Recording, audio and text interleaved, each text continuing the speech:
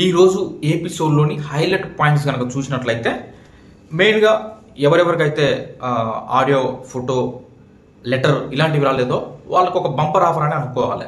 ఎందుకంటే వాళ్ళలో నుంచే ఒకరిని క్యాప్టెన్సీ టాస్క్ కోసం అయితే వాళ్ళందరినీ సెలెక్ట్ చేయడం జరిగింది. దాంట్లో నుంచే ఒకరు క్యాప్టెన్ అయ్యారు. అది డేమన్ పవన్ అయిపోయారు. ఇంకా హైలైట్ పాయింట్స్ చెప్తున్నాం కాబట్టి ఇంకా ఊరించడం ఎందుకు, డేమన్ పవన్ క్యాప్టెన్ అయిపోయాడు. ఈ టాస్క్ వీళ్ళకి పెట్టిన టాస్క్ ఏంటంటే బిగ్ బాస్ హౌస్లోనే అక్కడక్కడ ఉన్నటువంటి వస్తువులని వాళ్ళు ఇమేజ్గా టీవీలో డిజిటల్ టీవీలో చూపించడం జరుగుతుంది. అది చూసిన తర్వాత వెళ్ళి అది ఎక్కడుందో కనుక్కొని తీసుకొచ్చి వాళ్ళ బాస్కెట్లో పెట్టేయాలి. ఆ రకంగా చూస్తే డేమన్ పవన్ దాదాపు ఆల్మోస్ట్ తీసుకొస్తాడు. అతనే ఒక 2 తప్ప మిగతా అతనే తీసుకొస్తాడు. కాబట్టి డేమన్ పవన్ క్యాప్టెన్ అనేసి హౌస్ మీద ఎంత అబ్జర్వేషన్ ఉంది అనేది ఈ టెస్ట్. దాని పరంగా డేమన్ పవన్ క్యాప్టెన్ అయిపోయారు. తర్వాతకి రీతుకి వచ్చినటువంటి ఆడియో మెసేజ్ని తను విన్నప్పుడు ఎమోషన్ అవుతుంది. వాళ్ళ మదర్ కూడా చాలా నీట్గా చెప్పారనిపించింది. నువ్వు ఎందుకు వెళ్ళావు, ఏం చేయాలనుకుంటున్నావు, నువ్వు మీ నాన్నగారి కళ కూడా అదే కదా, నువ్వు బిగ్ బాస్ హౌస్కి వెళ్ళాలని ఎంతో అనుకున్నారు, నువ్వు వెళ్ళి బాగా చాలా అంటే చాలా ఒక దశలో నాకు ఏమనిపించింది అంటే విష్ణుప్రియకి వాళ్ళ ఫాదర్ వచ్చేసి ఎలా చెప్తారు, మిగతా వచ్చినప్పుడు వాళ్ళందరూ ఏం చెప్పారు ఏంటిది అనేది చూస్తే ఇక్కడ రీతు పరిస్థితి కూడా అలానే ఉందేమో అని అనిపించింది. మరి మీకేమనిపించిందో కామెంట్ చేయండి.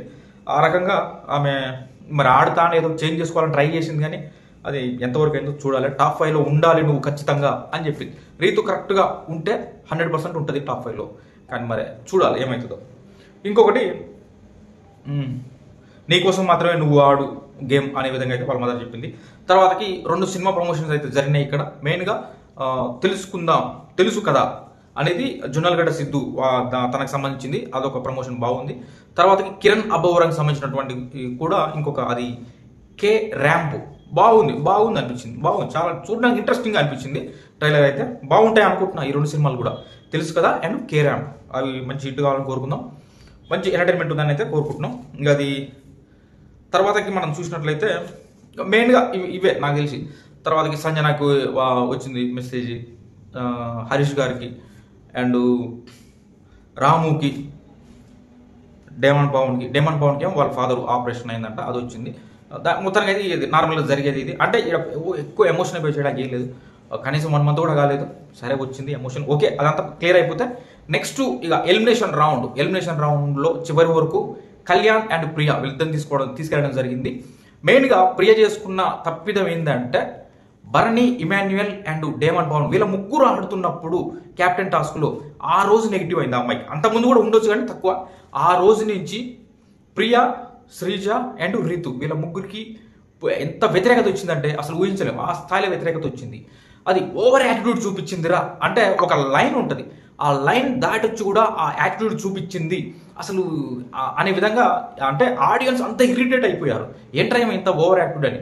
సేమ్ శ్రీజ, రీతు మీద కూడా ఉంది. కాకపోతే వాళ్ళది బ్యాలెన్స్డ్గా ఆ టోన్ కావచ్చు ఏదైనా సరే వాళ్ళ మీద అంత ఎఫెక్ట్ కొంత వచ్చింది. శ్రీజ మీద ఫస్ట్ తగ్గిపోయింది ఆడియన్స్కి, తర్వాతకి రీతు కూడా చిన్నగా తగ్గిపోయింది. కానీ ప్రియ మీద బాగా ఎంత అసలు ఊహించాం అంత ఎక్కువగా ఓవర్ యాటిట్యూడ్ ఫిక్స్ అయిపోయారు. ఆమె మీద అంత వ్యతిరేకత వచ్చింది.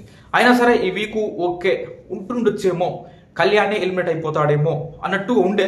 వాళ్ళిద్దరే మ్యాక్సిమం బాటంలో ఉన్నారు ఓటింగ్లో. మరి కొంచెం స్వల్ప తేడాతోటి అటు ఇటుగా మొత్తానికి అయితే కళ్యాణ్ సేఫ్ అయ్యాడు.